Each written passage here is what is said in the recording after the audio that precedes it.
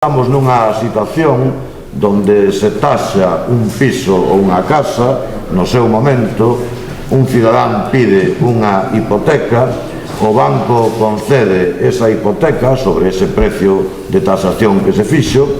a persoa estivo pagando mentras puido, cando vai ao paro e non pode pagar esa hipoteca, pois resulta que te envían outro tasador, te retaxan o piso, dende logo por baixo do valor sobre o que che concederon a hipoteca, é fácil de entender, por un valor menor, te quedas sin o piso ou a casa e ainda por riba sigues debendo ao banco miles e miles de euros, non? Bueno, calquer observador imparcial desta situación pois se pode dar conta que isto é a lei do embudo, unha absoluta injusticia. E claro, atrapados en esta situación non se atopa unha ou dúas persoas, atópanse miles de persoas nunha, xa digo, situación máis que kafkiana, non? Por lo tanto, é evidente que para correxir esta situación hai que modificar, hai que cambiala, non se pode seguir mirando para outro lado, ou que a xente que se está vendo afectada por esta, xa digo, por esta situación tan tremenda, por non falar de absurda, teña que verse obrigada a recurrir polos propios medios pois a xudicatura, en fin, a vía judicial, para que ao final non se sabe cando, se acaso lle den a razón. Bueno, polo tanto, nese senso van as nosas iniciativas dirixidas a modificar a lei de xeito que esa situación injusta, arbitraria, sea correxida, e tamén, de alguna maneira, pois, para dar saída a algún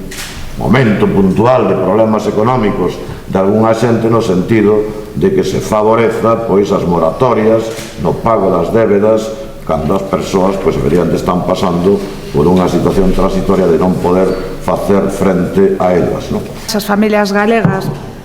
que, como consecuencia desa crise, non poden facer fronte ao pago das súas hipotecas e, polo tanto, teñen que entregar as súas vivendas á entidade financiera correspondente. Ademais, segundo a legislación vixente no Estado español, os cidadáns deben de responder ao préstamo a pesar de ter perdido completamente a propiedade desas vivendas e esa entidade financiera, polo tanto, pode seguir perseguindo o deudor contra todos os seus bens até cubrir a totalidade da débeda. Entendemos o Bloque Nacionalista Galego que esta situación non pode continuar a ser así. É injusto que ante unha situación tan tráxica, como digo, de que cada vez son máis as familias que están a perder a súa vivenda e a seguir hipotecados durante o resto da súa vida, durante moito tempo, para afrontar o resto da débeda, as administracións sigan de brazos cruzados sin facer nada. Por iso nós temos presentado unha serie de iniciativas. Concretamente, no Parlamento Galego presentamos unha proposición non de lei que vaise debater o vindeiro martes, día 22, no Pleno, na que instamos a Xunta de Galiza a reclamar do Goberno do Estado a modificación da lei hipotecaria para regular precisamente a dación en pago, de modo que ca entrega da vivenda quede totalmente saldada a hipoteca. Como digo, consideramos que diante dun incremento do 70% de execucións hipotecarias no último bienio, é dicir, entre 2009 e 2010, curiosamente sabemos que a quen corresponden estes 2 anos de goberno na Galiza, pois, como decía, incrementouse nun 70% o número de execucións hipotecarias que se teñen dado nestes 2 anos. De feito, os datos que dispoñemos nos falan de que no 2009 foron 2053 as familias que perderon a súa vivenda e no 2010 até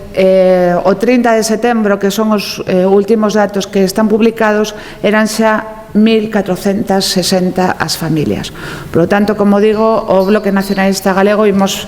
propor este cambio, esa modificación da lei hipotecaria e agardamos que o resto dos grupos mostren a súa responsabilidade e a súa sensibilidade tamén con todas estas familias que cada vez son máis que están a sufrir este auténtico drama e apoien esta iniciativa. Galego tamén rexistrou unha moción no Senado, unha proposición non de lei no Congreso e unha proposición de lei para modificar a legislación de enxuciamento civil en materia de execución hipotecaria, porque consideramos que a legislación procesal hipotecaria e civil é enormemente ríxida e impiden que se arbitren solucións intermedias a hora de ponderar o dereito que teñen as entidades financeiras a que lles sexa resarcida a débeda contraída co dereito a unha vivenda digna, en particular unha vivenda digna de persoas nas que os incumplimentos das súas obrigas veñen motivados por razóns obxectivas, por razóns motivadas pola crise económica que está a provocar que moita xente quede sen emprego ou vexa reducido de xeito moi significativo o seu poder adquisitivo. Nos consideramos que é necesaria esta reforma da legislación procesal para procurar un equilibrio entre os dous dereitos en conflito, e quero enfatizar que ademais o dereito a unha vivenda digna é un dereito protegido constitucionalmente e, polo tanto, isto debe de ter plasmación en toda a legislación. Como moi ben se ven de decir, hai miles de cidadáns que, por mor da crise económica, atópanse con serias dificultades para facer frente aos vencementos dos préstamos hipotecarios. Aportar simplemente un dato máis do que se acaba de expor: no período 2008-2010 as execucións hipotecarias eleváronse até as 300.000. Hai moitos cidadáns, como ben se ven de manifestar, que aínda entregando a vivenda en pago da débeda contraída seguen tendo un saldo deudor ca entidade financiera e siguen tendo que responder con outros bens para facer frente a este saldo devedor, o cal os deixa moitas veces nunha situación de total e absoluta desprotección social, pero que ademais, e isto creo que